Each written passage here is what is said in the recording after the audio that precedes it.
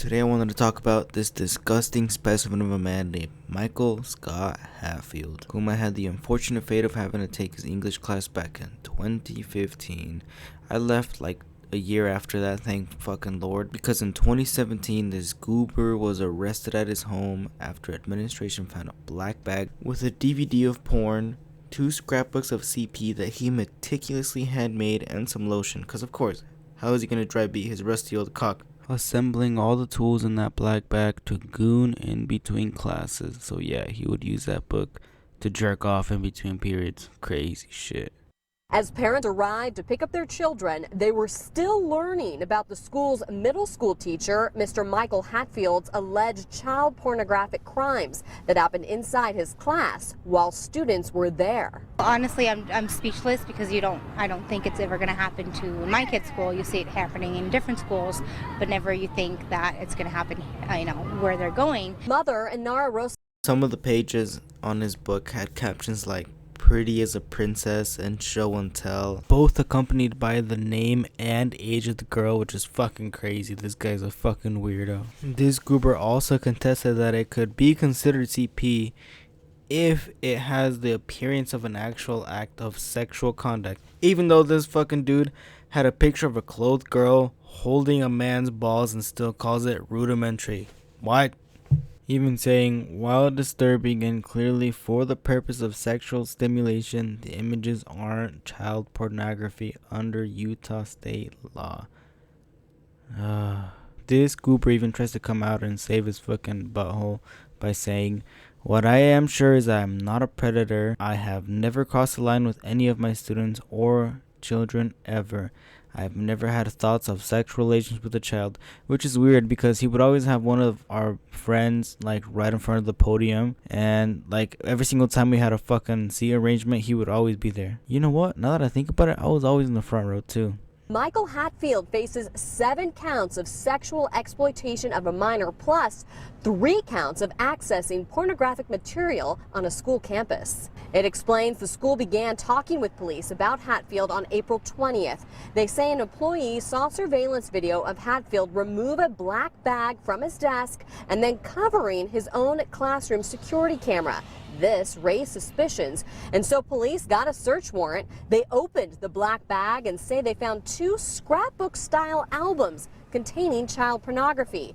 In more detail, the statement says, quote, "The photo album contained mostly collage-style pages, which included cutouts and photos of nude girls. Each page was unique." This brings us to the president of APA, aka American Preparatory Academy, which a lot of my friends are probably gonna agree that is probably one of the shittiest fucking schools you could go to here in an unnamed state that you could probably already find out pretty quick.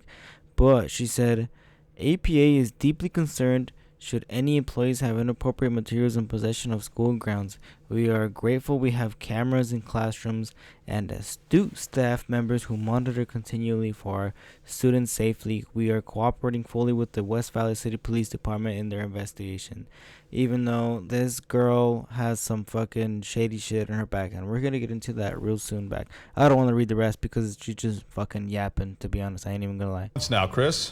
Well, traditional public schools have to disclose how they spend every single penny of every state dollar. But a company associated with American Preparatory Academy does not have to.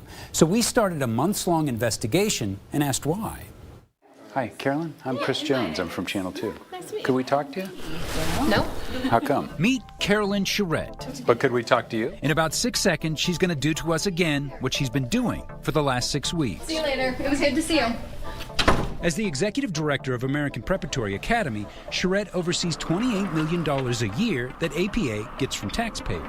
Most of the money is accounted for in APA's report to the state, but nearly $5 million goes to a second connected company called APS. Carolyn Charette is the registered agent for that company. That money had Beyond the Books asking questions, and we are not the first. That is a huge red flag for me. State School Board member Kathleen Reby says her constituents often ask her about APA. The concerns with APA is that there's a lack of transparency. So yeah, this is crazy. There's just a bunch of money that's gone practically missing. I know this is off topic and shit from the normal shit that I've been talking about, but all my friends can agree that APA is a little fucking shady, and we're gonna talk about that a little bit more. We'll see how they fight over a little piece of fucking land, and they don't want to waste money, but they give us some shitty ass fucking lunch. Hearing about the bill, Hilliard says charter schools vigorously opposed it, and sources who were there say a large charter school faction of about 20 lobbyists and power brokers were present to fight the bill.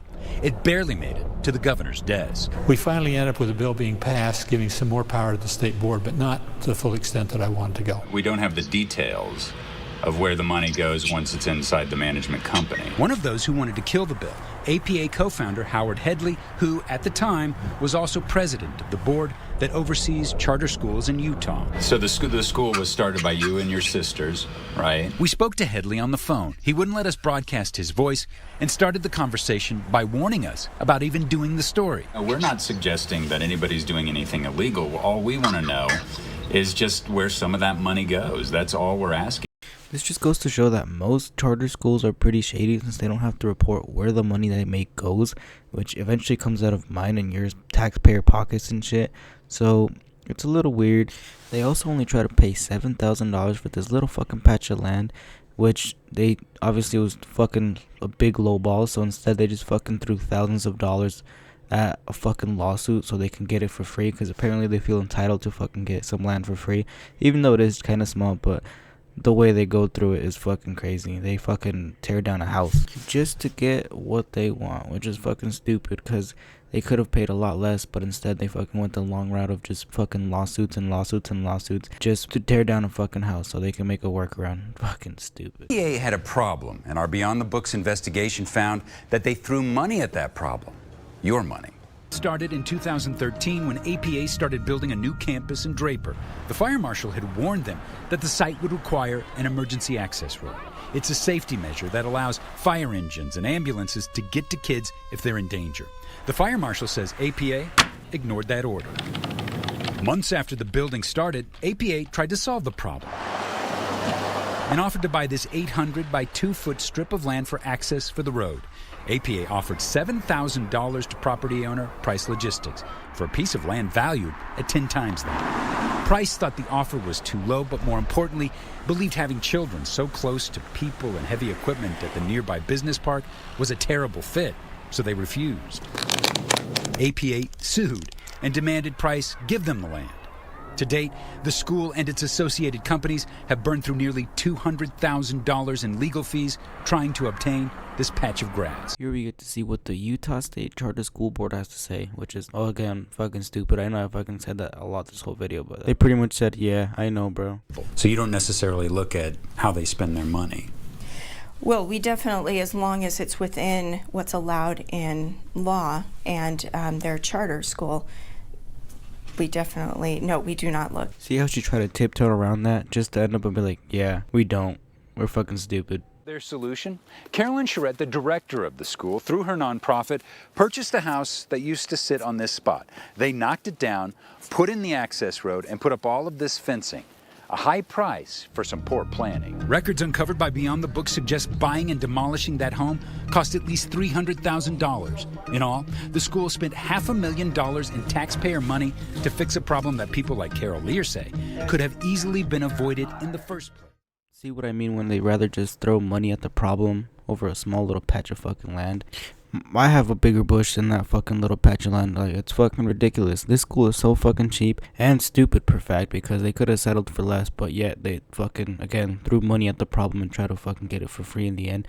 Just ending up having to demolish a house for no fucking reason. Again, wasting more money than they even had to in the first place. I know I started with my teacher being a PDF file and stuff like that, and then moved on to this APA legal battle type of shit, but I just wanted, if any parents are watching, please don't send your kids to APA. It's an alright school, but overall it's very fucking shitty. Really, you could do a much better job sending them to a different school, because this school has been tainted with bad history, bad financial shit, and it's just not a fucking good school. That's about it. See ya.